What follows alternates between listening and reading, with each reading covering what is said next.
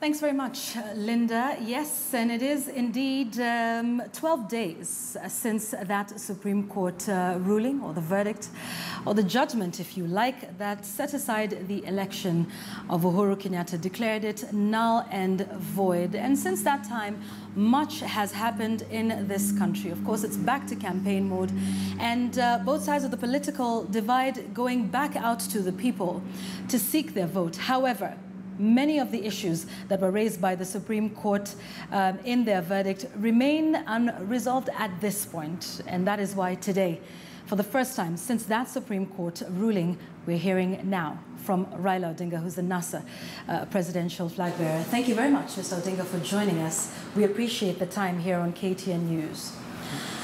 Let's start with the rally today. And in that rally, you have talked about some irreducible minimums regarding what you would like done and some of the demands that you would like before participating in the October 17th vote. Could you speak to us about some of these very major issues that you have raised? Well, thank you, Yvonne. Today was actually a very significant day for us because we had been invited by the IEBC for a joint meeting, and they had invited the candidates accompanied by 3 people. So I went there with my other co-principals. The Jubilee were not there. For 1 hour we were waiting there. Then the IEBC gave us a document which they had prepared, in which they are outlining how they intend to carry out these elections. We retreated to look at that document. And it was obvious, of course, that the Jubilee candidate was not coming. So I said that I was not going to be present in the absence of the Jubilee candidates. But then the Jubilee representatives came, and they moved into the room where we had been. We decided to ask the chairman to come and meet with us where we were consulting.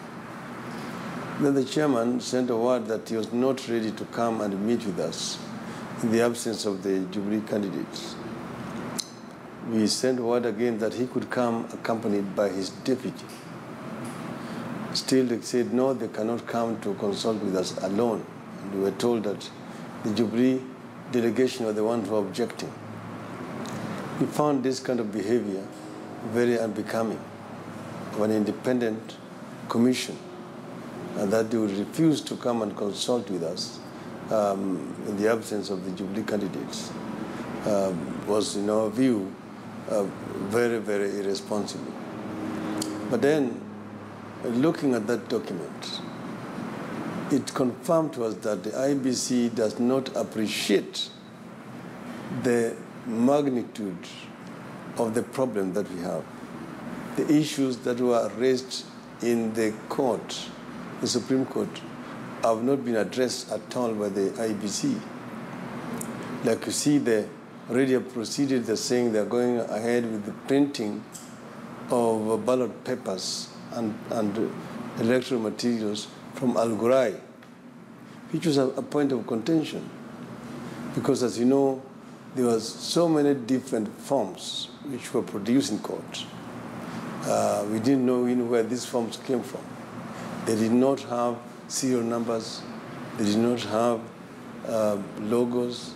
They did not have security features. And so is that one of your demands? Yes, our demand was that you change the printer. That is one of the reducible minimum. We said we were not comfortable. First, the Al Ghurair was single-sourced by the IEBC in spite of the court order. The court order had said that they should re-advertise and procure. Way back in February, they decided to single-source Al Ghurair. Likewise, they also single-sourced the ICT provider, the Saffron, the French company, which is also now under suspicion as having colluded with those who are manipulating the results. Then the other one is that the officers who were involved in manipulating results and rigging, those who used the chairman's password to hack into the system and alter results of 10,000 polling stations, are still in office. All right, I'd like to talk a little bit more specifically about the individuals that you have named. And, today was not the first time we're hearing these names coming up. What specific evidence do you have against these individuals, considering that the Supreme Court reasoned judgment is yet to be given out by the Supreme Court judges? Is there anything specific that you have that states for you that Ezra Chiloba, Kasait, and a number of other individuals that you have named were guilty of improper conduct, of criminal acts even in this election? What proof do you have? You remember that the chairman himself decided to take action and suspended a number of officers within the commission because even he himself did not have confidence in these officers, apart from us also having evidence of collusion of these officers in the rigging. And you remember there was an internal memo written by the chairman to the CEO asking 12 questions, issues that he wanted clarified. We don't know the fate of that internal memo, whether those issues have been satisfactorily dealt with. We are very serious. Chebukati says they will give a response and they will make that public, the responses from the Secretariat to his questions and to his memo. We're saying we have not seen this. The commission went on a retreat, and then they now come back and say they're now united. We are not interested in their unity, because it can be united in order to commit crime again. So we are not interested in them telling us that they're now united, they're ready for elections. And they need to know that they are not just organizing these elections for themselves or for Jubilee. Mr. Odinga, you're making some rather serious allegations against individuals. You're saying you're basing that on Chebukati's memo to the Secretariat, seeking answers. I think the 12 questions that he has raised are in the public domain. But once you raise some serious allegations against individuals and name them in public, some would say, well, speak to us about the evidence that you have against these individuals that, impugns their character. We did provide the evidence in court against those specific individuals. And that's the reason why we named them by name. Now, fortunately, even the chairman had also similar information, because as you can see in this memo, he raised issues, but he also went ahead and suspended some of these individuals and appointed other people to act in their place. Were they suspended, Mr. Odinga? All we know is that there was a project team that was put up to deal with this election.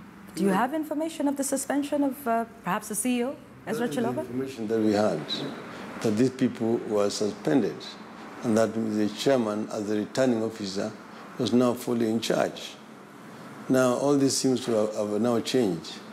And we ourselves say that if you look at what we presented to court, it shows that there was a criminal enterprise which took over the management of the electoral system on the 8th. If you look at the record, and this was from the logs that were given to us by the IEBC itself, following the court order, you find that they started posting results in the servers on the 7th. Kenyans were going to the election on the 8th, but they started voting on the 7th. And then you find now on the 8th, they hack into the system using the chairman's password, and the chairman gave the names of those officers who did it, and then they alter results in 10,000 polling stations. That is 1/4 of the polling stations. And then one of the Jubilee official, in fact, the Jubilee candidate's official agent, Mr. Churchill, also hacked into the system and also was posting results. So this is a very serious issue indeed. All right, so there's a number of issues you've raised in your list of irreducible minimums. You've also talked about returning officers. You've talked about the forms 34A that you require reprinting. You've raised issues here with me about Al Ghurair and you know, whether they should be the ones that print the ballot papers. But Mr. Odinga, what happens if these irreducible minimums or if these demands are not met? We have heard the word boycott from you a number of times. Is that the position today? If these demands are not met, what then 34 days from today? We've never talked about boycotts. That is the word of the media. We just said there's going to be no elections. Full stop. Because elections requires a contest between parties. If the president is going to be elected unopposed or imposed on the people, fine. But we want to go to an election when the playing field is level. Last time it was not level. And the evidence was enormous, which we produced before the courts. So we are not ready to go back to a charade. We are saying that there will be no elections. What does no elections mean, Mr. Odinga? It will mean that it will just be a Jubilee affair. But if you do not contest, then he will be elected or declared president unopposed. There will be, I mean, Kenyans will deal with it. As we said, there will be no elections. Does that mean going to the streets? We will deal with that when the time comes. At the moment, we think that there is sufficient time to make proper preparations so that we can have an election. Are you possibly thinking of a political settlement to this issue? There has to be a political settlement. No, not a political settlement. With respect to if we do not have an election, because you say no election. No. That is what Jubilee would like to say, oh, they will attack Nusu Mukati. I don't know. We don't want a Nusu Mukati. We know that we will win these elections if they are held in a transparent manner. So we don't want to share. We want to go for an election and win them. And if we lose fairly, we will accept the results. But we don't want to go to an election where the referee is also a player in the field. We want to ensure that there is a truly neutral, independent referee, that the playing field is level. Is there enough time to ensure that? Every ballot that is cast by every Kenyan voter is going to count. Is there enough time to ensure that all of these reforms are met? I mean, the Supreme Court verdict did talk about a number of issues in the way the electoral management body handled the elections. But do you think it is too soon? It's just 34 days to go. And a lot of what you're asking, some may say, well, is this possible in 34 days in your view? You see, they don't have to be done in 34 days. The Supreme Court said 60 days. So therefore, they don't have to be done on the 17th. They can be done on the 24th. They can be done on the 31st of October. Still, we will be within the 60 days period.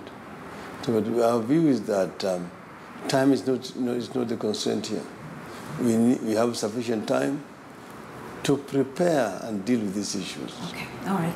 You're watching KTN Prime. We're with Mr. Raila Odinga. Thank you very much for continuing to stay with us. Don't go anywhere. We've got a lot more to discuss with you. And our conversation continues with Mr. Odinga. Many of your questions coming in as well. Remember, the hashtag we're using tonight is Raila on KTN News. Continue to keep your comments coming in at KTN News, at Yvonne Okwara. We're taking a quick break, but we're back with Raila Odinga.